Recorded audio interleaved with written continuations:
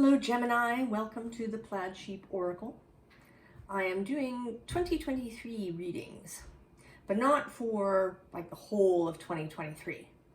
That's too big a space. All sorts of things can happen, changes, choices that you make can alter the trajectory. So this is kind of the starting energy, the out of the gate, as we enter into the first, say, quarter or so of 2023, the opening energy. I've chosen a card from the Wisdom of Avalon Oracle. It's Colette Baron Reed. And so interestingly, your card is this water fairy. And this is very not Gemini energy. It's actually something sort of interestingly, the cards have been coming out a little bit unusually, right? Virgo got risk yesterday, which is, something I don't associate with Virgo as well, right? Necessarily. And I think that for you, this is pointing to something that's going to actually not happen until early March. But I think that it's possible you may be feeling it before then. And that is that Saturn is moving into Pisces, which means that he's going to start squaring Gemini. And he's going to stay there in Pisces, for about 2.5 years. That's how long Saturn is there. So through that period, Gemini is going to get squared by this Saturn in Pisces energy. And for me, Saturn in Pisces is about giving structure and dimension and stability, discipline to spiritual and consciousness related things.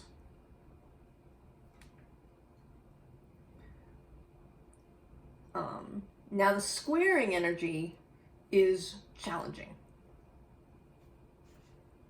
And coming out of the gate here, you've got the Three of Wands, which is kind of it's a fiery energy, even though this person is just standing there, looking out, waiting, right, for something to arrive. But, right, the wands are fire. This is the beginning of something. And it's followed by this Three of Cups, which is also, a bright and moving energy, right, of celebration, of collaboration. Collaboration perhaps around a heart project. So there may be people that you're going to find yourself in collaboration with as we come into this year. Could be at work, but it could also be in your life. I sort of don't like to delineate these things too much, right? I don't like to say assign wands to the work sphere because they're the sort of passion thing, or I think that, right, a passionate project can be anywhere. It could be starting a family, right? Deciding to have children with someone that is this energy. This may also be you collaborating with yourself, really learning to have a united front, a united will as you move forward. And we come then into this Five of Wands energy. And I don't see this here as an argument or a battle. This is this is ideas. Right? This is, like a brainstorming session, or you know, a visioning session, right? Lots of ideas flying around, and there might be conflict, right? Things that, you know, maybe don't seem to go together. You know, we want to do this thing over here, but if we do that, then this thing over here might not be able to happen, right? So there's a kind of, there's an excitement to this.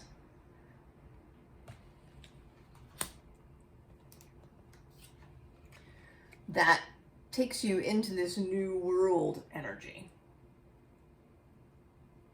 Right? So you are entering into a new world. But it's not going to be fast. Gemini. And I know, yeah, you are the most mutable of the mutables, mutable air.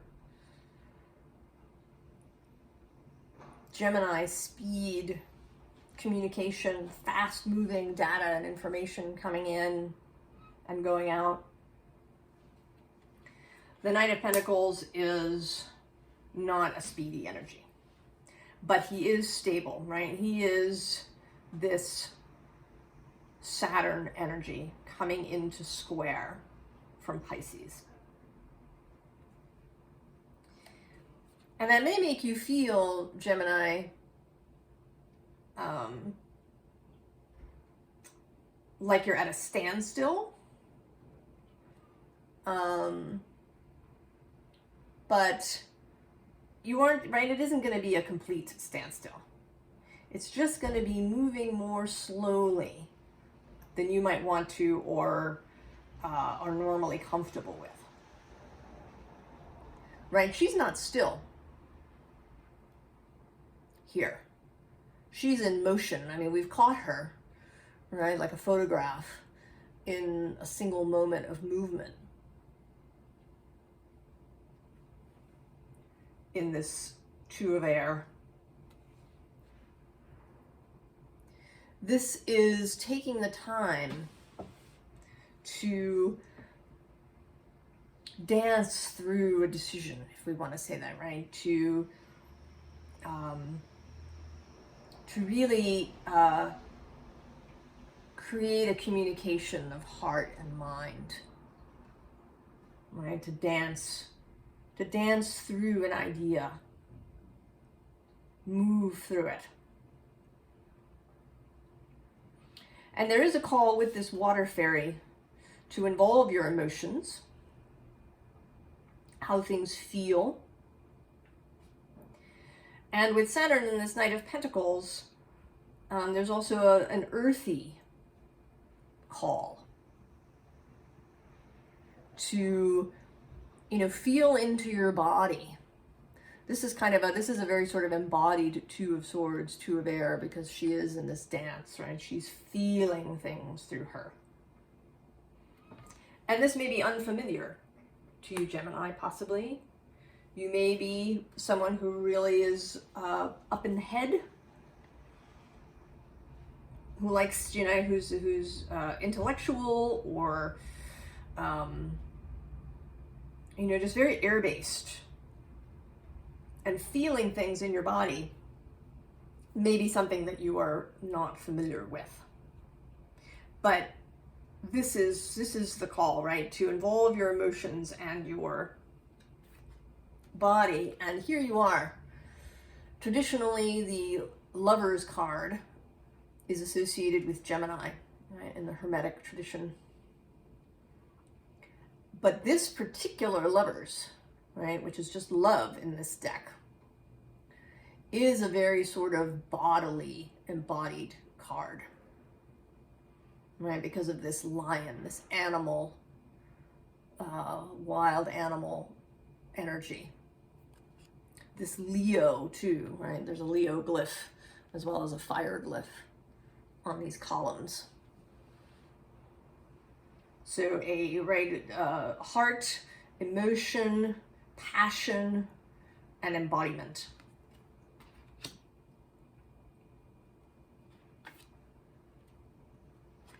And then we get two more water cards. And I think, we'll start. There's this Four of Water, the Four of Cups.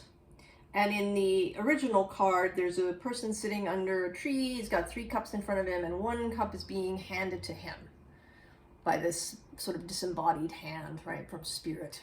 But he's not looking at this cup that's being handed to him. Here, you are looking right at spirit as you are being offered this cup. And I think, right, this has been a theme throughout my readings, this, you know, following your personal grail, that is your heart, and accepting the cup that comes from your wider self and from spirit. And in this case too, I think also, right, via Saturn in Pisces.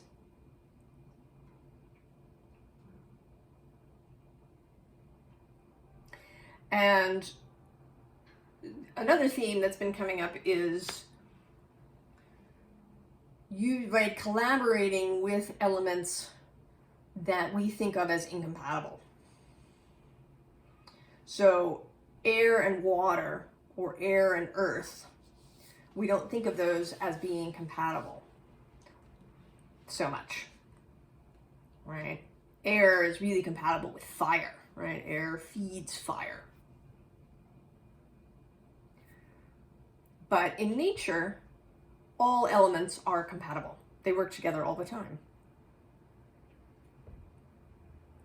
There are a lot of things, you know, that we take for granted as truths, as factual, that may not really be. You know, I was listening to someone talking this morning about how, you know, in the caveman days, we learned, you know, right, something familiar. You know, we moved toward the familiar and we moved away from the unfamiliar. So we're kind of wired to avoid the unfamiliar.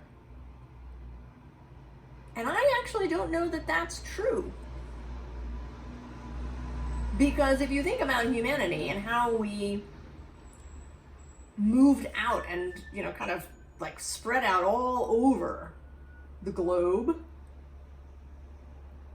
and, you know, we created the civilization. We did this by doing really unfamiliar things all the time, right?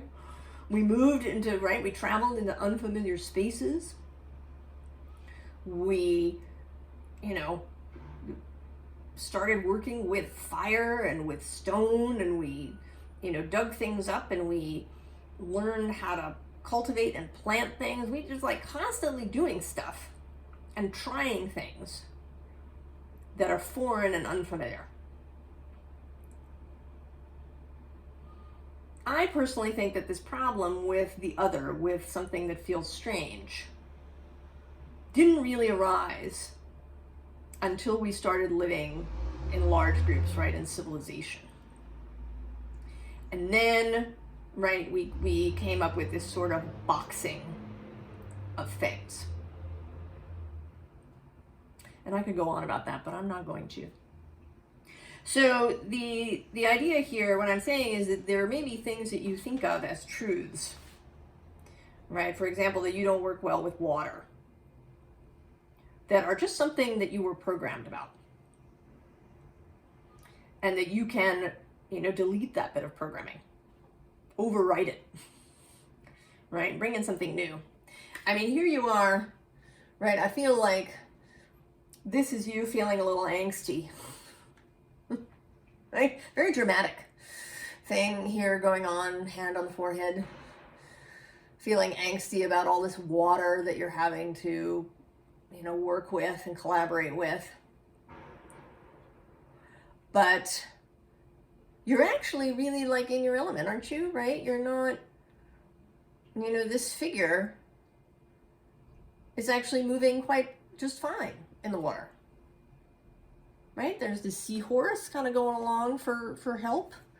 You know, this fabulous seashell that you're traveling around in. So you may be more able and more comfortable in water and in consciousness and in emotional things than you give yourself credit for. And so, of course, we have the Hanged Man, right, who's been coming up a lot. See it differently. See it differently, right? And if something comes up that is, that feels like you want to have anxiety or tighten up or turn away or have this angsty hand on the forehead moment, pause and really think about it. Take a moment to see it from, you know, all different sides. Because that's something that you are really good at, Gemini, just naturally, is seeing all, right, whole bunches of different perspectives. You can totally believe 6 impossible things before breakfast. Certainly, you know, 6 paradoxes before breakfast, right? The yes and. Yes, this is true, and maybe this is also true. Right? That's a Gemini skill. I feel I can speak to that. My progressed sun has been in Gemini for a little while now, and after it got there, I really found an expansion of my ability to have this yes and consciousness. The ability to hold different perspectives and different points of view simultaneously.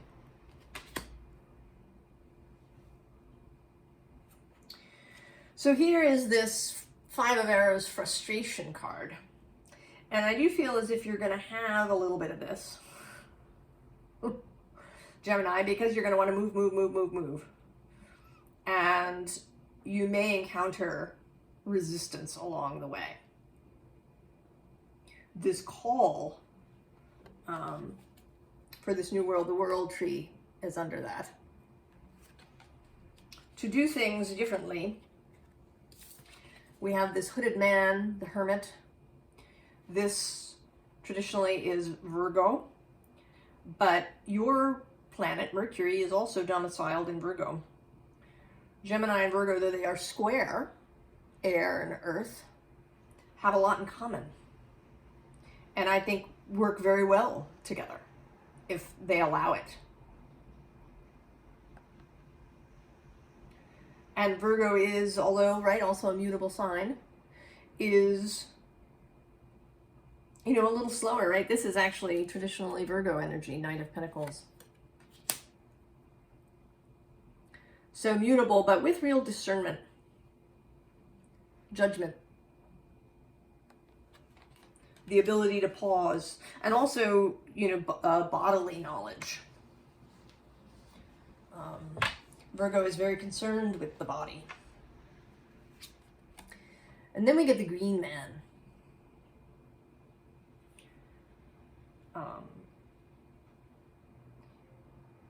This is the 4 cards, so theoretically the Emperor, but this energy is much more magical kind of than that. This is sort of not so much about delegation or management or leadership as it is about you know, the sort of green yang energy, the sprouting, the growing, right? That spring energy where everything comes pushing out of the earth. Right, and here there is a combination of all the elements, right? We have earth in the green man himself. We have water in the cauldron.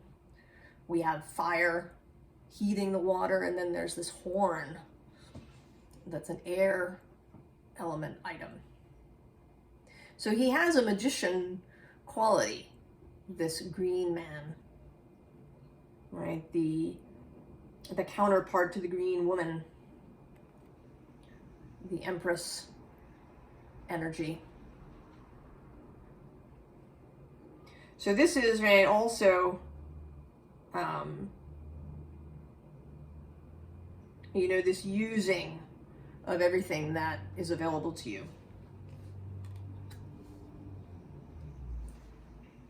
And allowing you to see yourself as more grounded, maybe, than you normally do. We have this King of Arrows, who's the King of Swords, but it's a kingfisher. Again, another combination, right, of air and water. And this is sort of relevant right in this moment because the kingfishers are associated with something called the halcyon days. That the 7 days before and after the solstice were rendered particularly still and gentle, so that, right, the kingfisher nests would not be disturbed. Right, there's a whole story that goes with that you can look up if you're interested. Halcyon days origin. So that this I feel is a reminder that these, right, that this is a moment, right, before we begin, when you can really take the time to sit with yourself, Gemini, to think about all the things that you want, to think about maybe assumptions that you've been making about yourself and what you're capable of. And now we have the Lovers again. And this time in a dedication ceremony. This hand fasting. The dedication to the new path, the new choices, the new way of moving through the world, of living your life.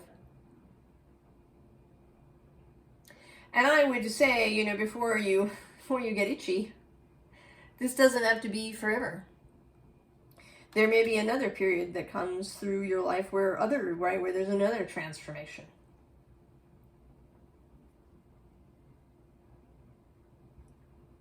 You don't have to force transformation on yourself or,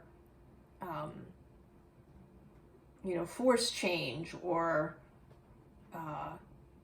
kind of feel like you always have to make new choices or that you always have to keep moving all the time, Gemini. It will happen naturally because change is, right, it's the constant, right? The one constant is change. So you can dedicate yourself to what it is that you want, right? You don't have to get, tied up in what you think you should be doing or supposed to be doing.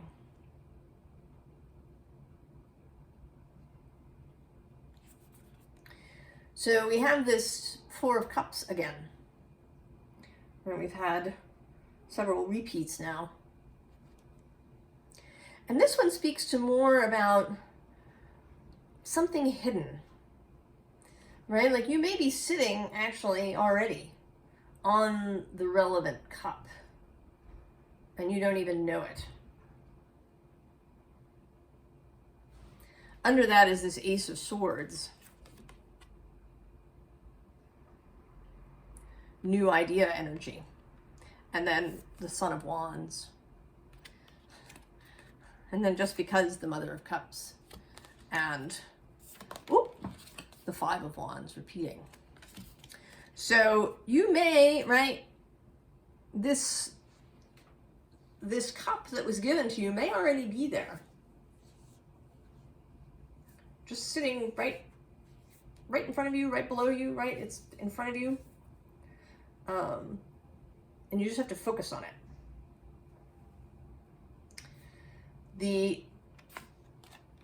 All right, we have the Father of Cups.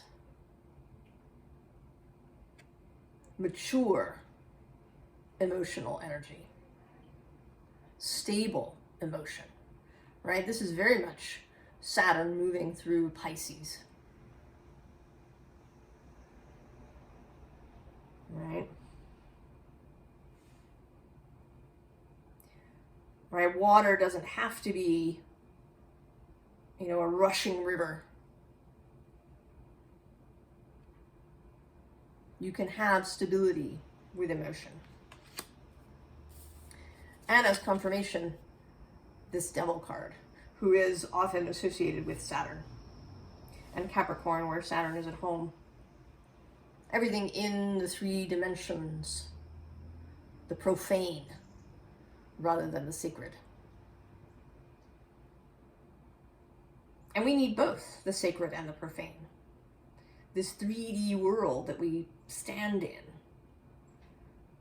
is magnificent, and it could be even more magnificent. You can work in earth and water and fire. That is available to you. It's also available to you in collaboration, right, with others.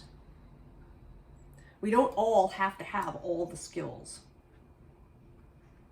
You know, this water fairy may be for you all about emotional intelligence.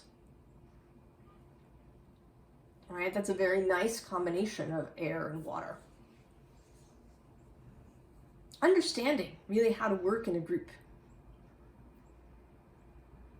How to do it both with, you know, moments of unity and also moments of conflict. Not conflict in war or, you know, conflict out of anger, but conflict out of, you know, people having different ideas about how to proceed. Contrast, creating desire and new ideas for moving forward. But that does have to sometimes be managed. To be aware of other people's, you know, emotional states and how to navigate that with intelligence. So the advice is actually sort of interesting. The underlying is this 3 of Swords. So if you sort of get into this state, Gemini, during this process, if you get to feeling put upon, if you get to feeling frustrated, blocked, then this 5 of Wands comes up again. Another repeat. But this time, right, really very clearly, right, the idea, the struck match.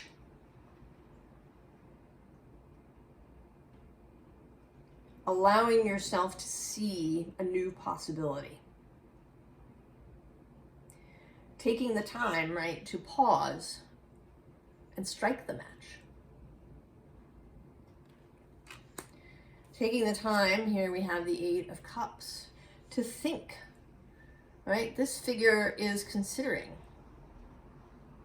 what to keep, what to release, how to move forward, right? In consciousness, in emotion, with their core values, their core emotional values intact.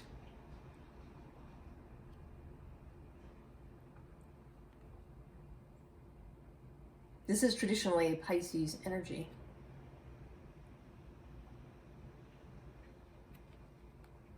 The 8 of Cups.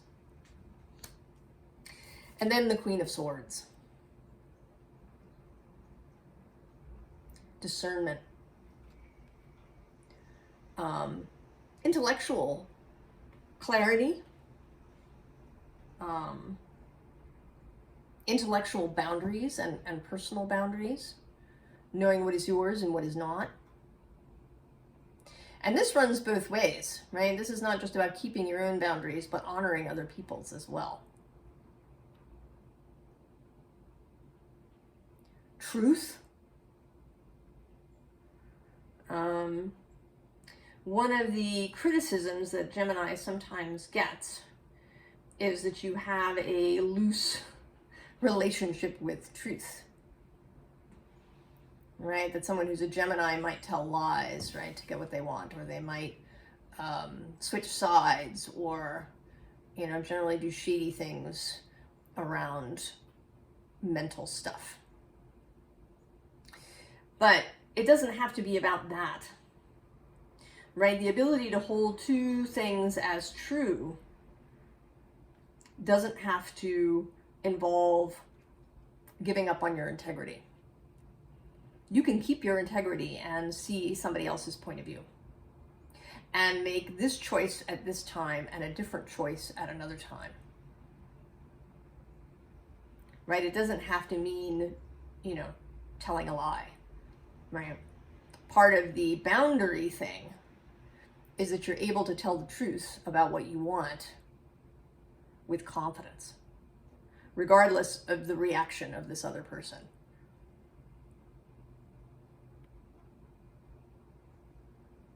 So intellectual and personal integrity, clarity,